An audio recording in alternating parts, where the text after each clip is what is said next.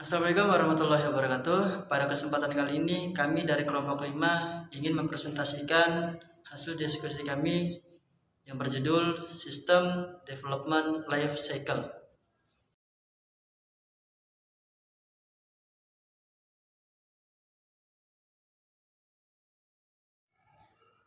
Berikut adalah anggota kelompok 5. Yang pertama Hairun, yang kedua Dewi Noviastuti, yang ketiga Dandi Aditya Permana, yang keempat Damar Maulana, dan yang terakhir yaitu Laberta Rimabantoro.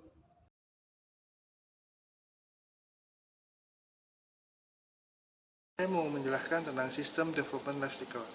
Sistem development life cycle adalah proses mengembangkan atau mengubah suatu sistem perangkat lunak dengan menggunakan model-model dan metodologi yang digunakan orang untuk mengembangkan sistem-sistem perangkat lunak sebelumnya. SLDC dimulai dari tahun 60-an untuk mengembangkan sistem skala besar secara fungsional untuk para konglomerat pada zaman itu. Sistem-sistem yang dibangun mengolah informasi kegiatan dan rutinitas dari perusahaan-perusahaan yang berpotensi memiliki data yang besar dalam perkembangannya.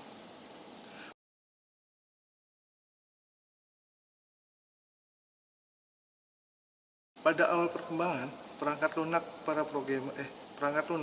para programmer langsung melakukan pengodian perangkat lunak tanpa menggunakan prosedur atau tahapan, dan ditemukanlah kendala-kendala yang seiring dengan perkembangan skala sistem perangkat lunak yang semakin besar. Nah, di metode SLDC itu ada siklus perkembangan perangkat lunak, ada 6 tahapan. 1 perencanaan, 2 analisis, 3 desain, 4 implementasi, 5 pengetesan atau pengujian, dan 6 perawatan. Di sini saya akan menjelaskan tentang perencanaan atau planning.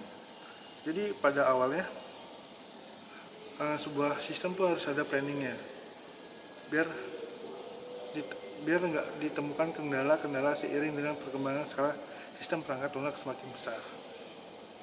Jadi di setiap kita mau bikin project tuh harus ada perencanaan lah, biar kita tahu alurnya.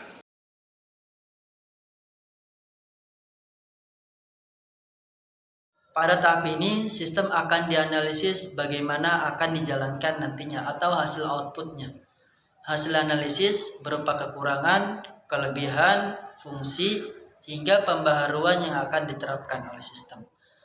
Pada analisis sistem, ada tahapan di mana dilakukan beberapa aktivitas.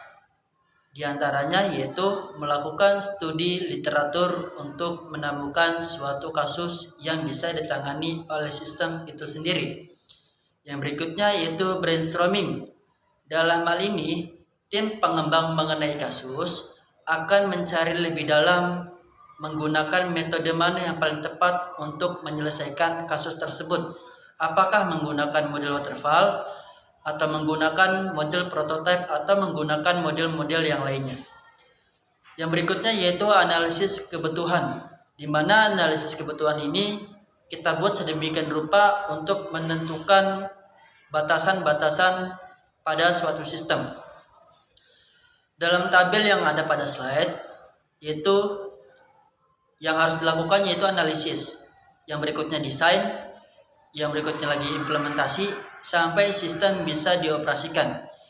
Jika di antara beberapa tahap ada beberapa kekurangan, maka kekurangan itu harus dievaluasi lagi di sebelum-sebelumnya. Contoh, dalam analisis akan mencari sebuah studi kelayakan atau studi kasus dan analisis kebutuhan.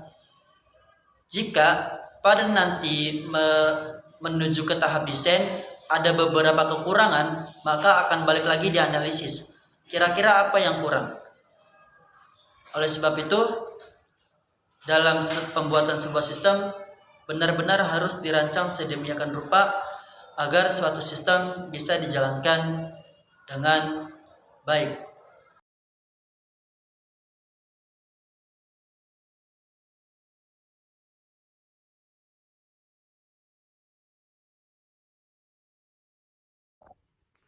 Baik, saya Dewi Noviastuti. Di sini saya akan menjelaskan tentang desain plan dan prototyping. Pembuatan desain dan prototipe dalam SDLC dilakukan untuk melihat bentuk awal dari sebuah software aplikasi. Nah, fase desain dalam SDLC adalah tahapan di mana kamu membuat model cara kerja aplikasi software. Ada beberapa aspek yang perlu diperhatikan dalam tahapan desain, antara lain yaitu condition, programming, arsitektur, user interface, security, dan macam lainnya.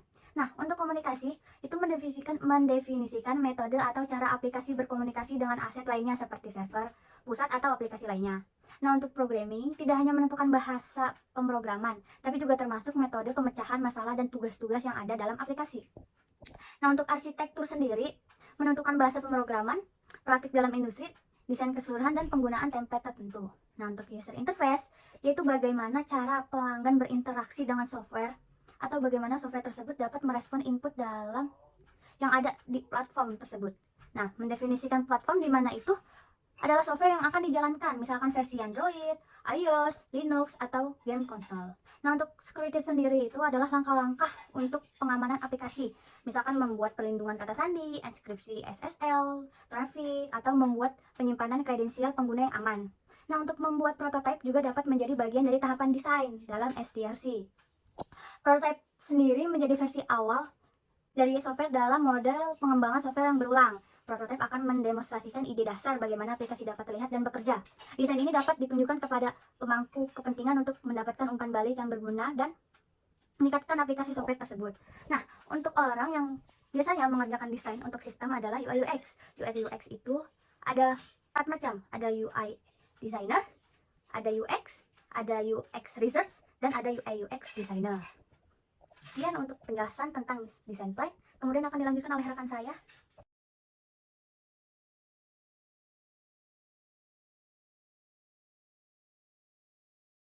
Menjelaskan implementasi. Implementasi adalah tahap di mana seluruh desain yang sebelumnya sudah dibuat menjadi kode-kode program, kode yang dihasilkan masih berbentuk modul-modul yang harus digabungkan di tahap selanjutnya. Dan di tahap selanjutnya ini ada 5 tahap untuk mengimplementasikannya. 1.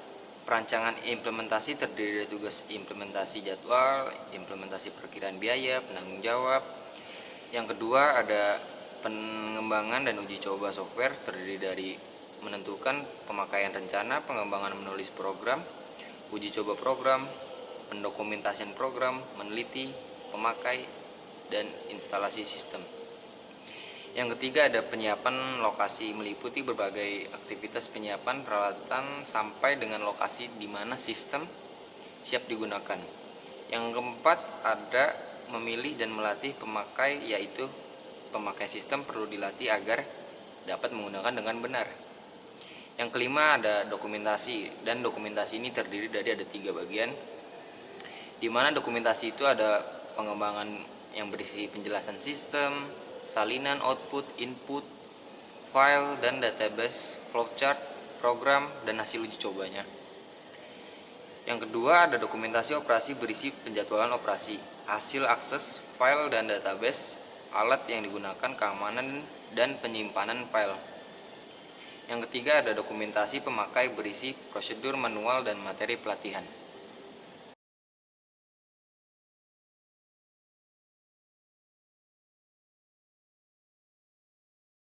Saya akan menjelaskan tentang software testing adalah atau tahap pengujian. Nah, software testing adalah sebuah proses yang perlu dilakukan agar perusahaan dapat menciptakan aplikasi yang mumpuni dan untuk memastikan bahwa produk bebas dari cacat.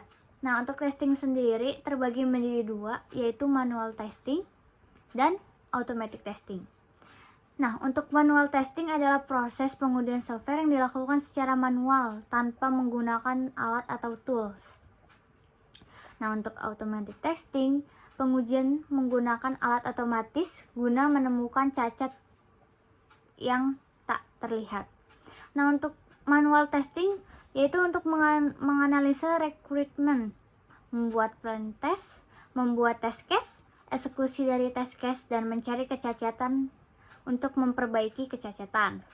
Nah, untuk automatic testing adalah untuk mengevaluasi tools, merancang desain, melakukan implementasi, membuat report, dan melakukan pengecekan.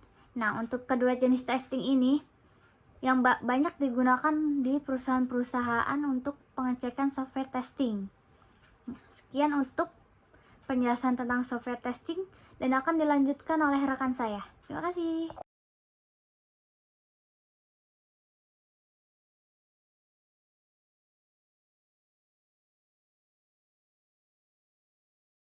Di sini saya akan menjelaskan tentang monitoring atau perawatan. Bagaimana sih tahapan tentang perawatan sistem SLDC ini? Tahapan pemeliharaan sistem mencakup seluruh proses yang diperlukan untuk menjamin kelangsungan, kelancaran, dan penyempurnaan sistem yang telah dioperasikan. Ada beberapa hal yang harus diperhatikan dalam perawatan sistem SLDC ini. Satu, ada pemantauan pengoperasian. Kedua, ada antisipasi faktor-faktor dari luar, entah itu virus atau segala macam lah. Dan ketiga, ada antisipasi gangguan kecil, yaitu bug. Keempat, mengatasi virus yang masuk. 5, melakukan penyempurnaan jika ada kesalahan, ya kayak yang bug tadi seperti di ketiga itu. Keenam, kehilangan data atau sistem diakses dari luar. Cukup sekian penjelasan dari kelompok kami. Jika ada yang ingin bertanya, silakan komen di bawah video ini. Saya rasa cukup sekian. Saya ucapkan terima kasih.